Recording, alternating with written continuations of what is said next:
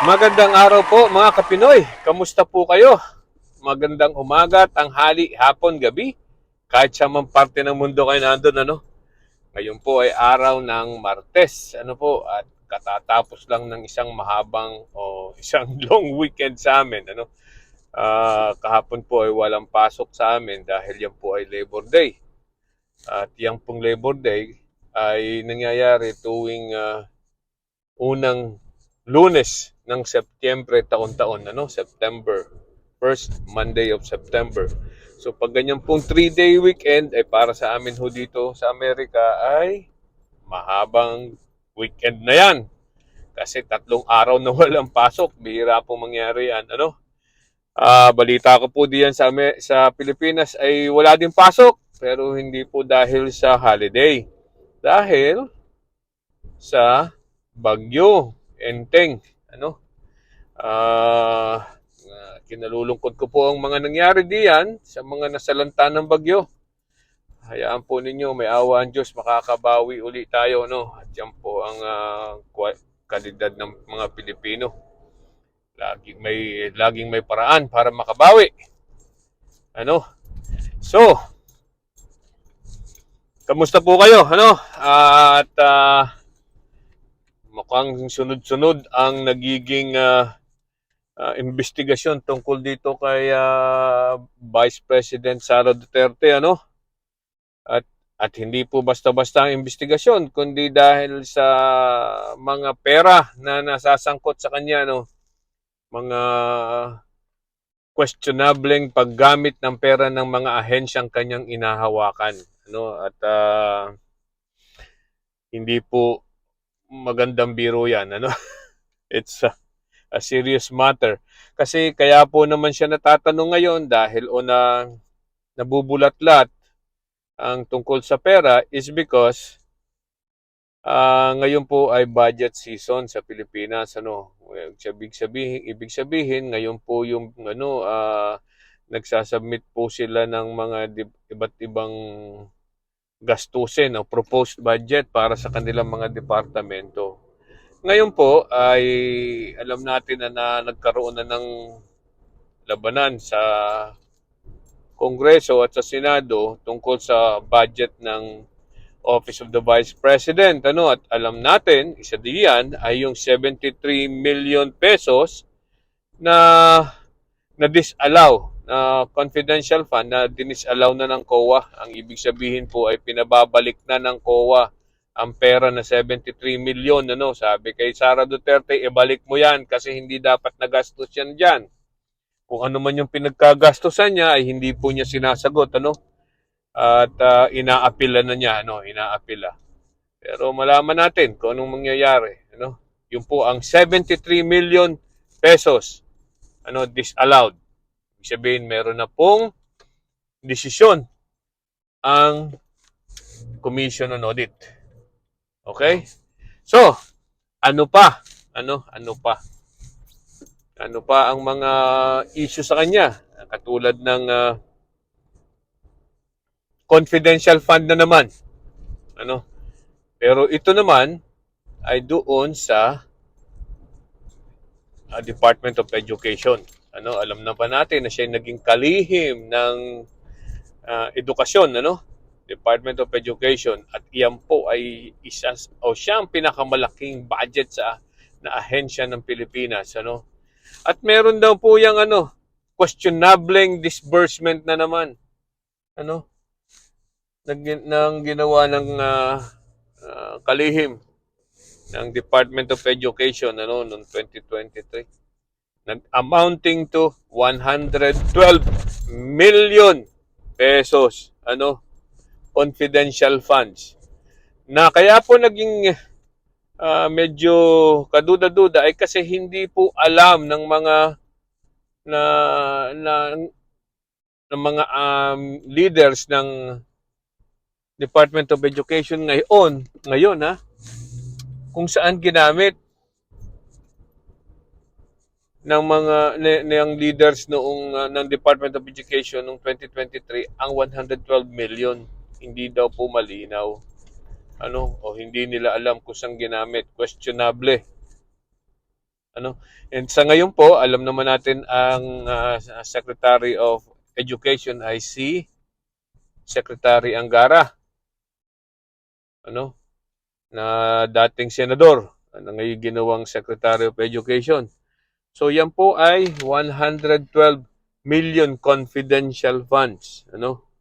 So kaya pala naggagalaiti itong si Sara Duterte noong last year nang tinanggalan siya ng confidential funds. Ano?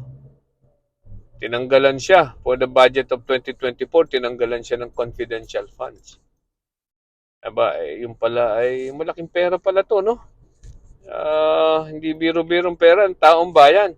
At tayo pong mga nandito sa mga taong bayan na nagbabayad ng taxes, ano?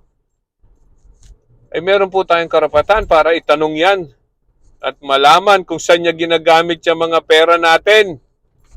Ano? Mga pera ng taong bayan. Ano? Kung kayo po ay, alam nyo, bawat sentimo, bawat piso na naandyan sa kaban ng gobyerno ay nanggaling po yan sa mga bulsa ng bawat Pilipino.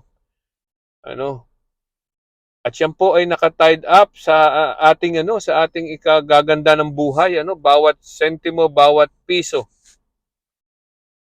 na naandito sa ating bulsa na ibinibigay natin sa kaban ng gobyerno, abay dapat pong ayusin ng mga nandyan sa gobyerno kung paano nila ginagastos yan. Dapat yan pong bawat pera na yan ay makakontribute sa ikabubuti ng ating bansa. Hindi po para sa kabubuti ng bulsa ng bawat leader ng mga ahensya na yan. Hindi po dapat ganun. Okay, so, since sinasabi natin na ngayong taong ito ay merong budget hearing, meron pong proposed budget ang Office of the Vice President. Para lagyan daw po ng pera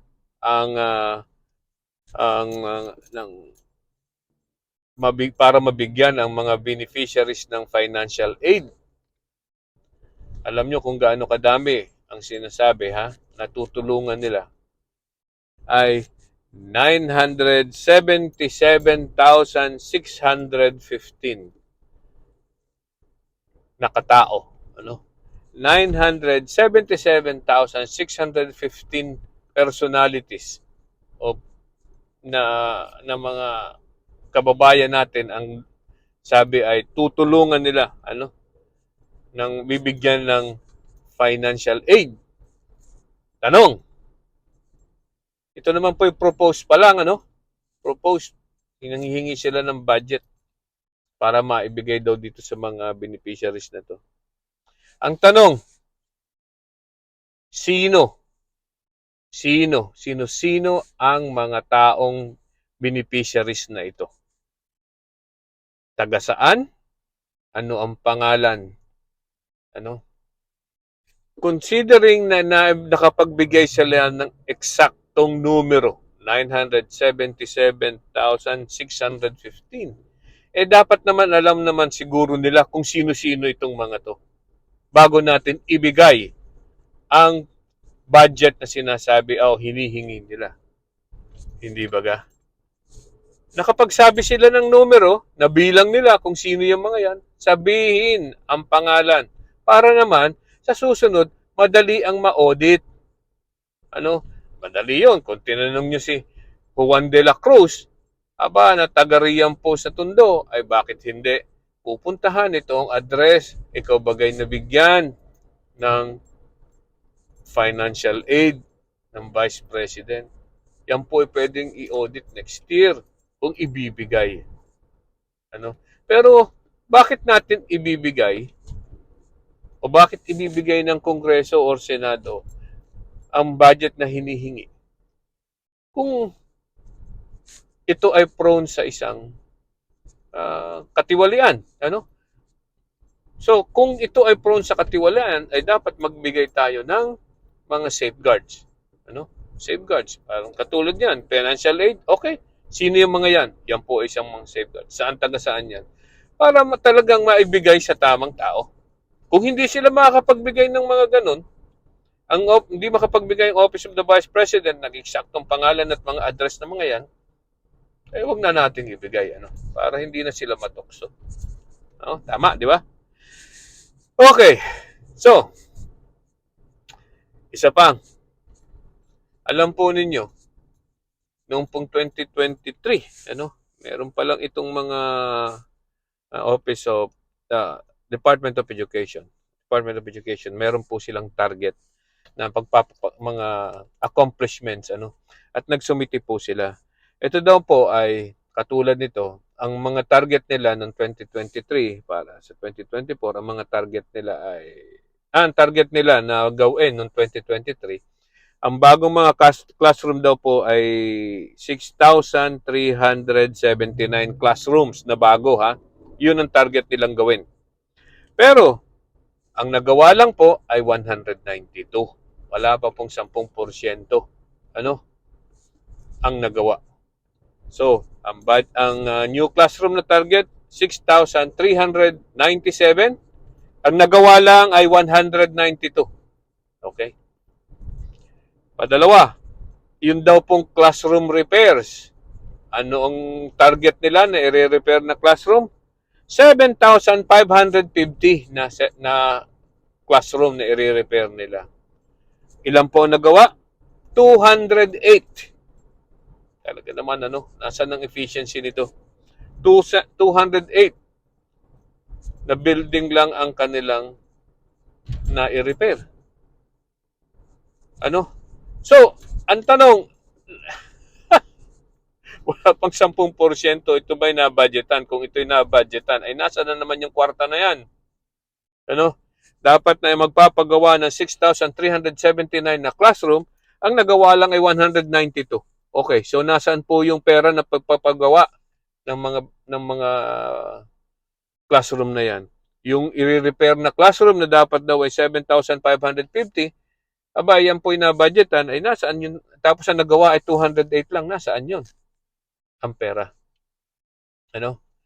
At bakit hindi nagawa? Alam niyo po, ang mga bagay na yan, pag nabudgetan at hindi nagawa, sinayang po nila ang pera ng gobyerno. Bakit sinayang? Kasi po dapat yan ay nagamit sa ibang paraan. Dapat po yan ay nagamit sa ibang pangangailangan ng gobyerno.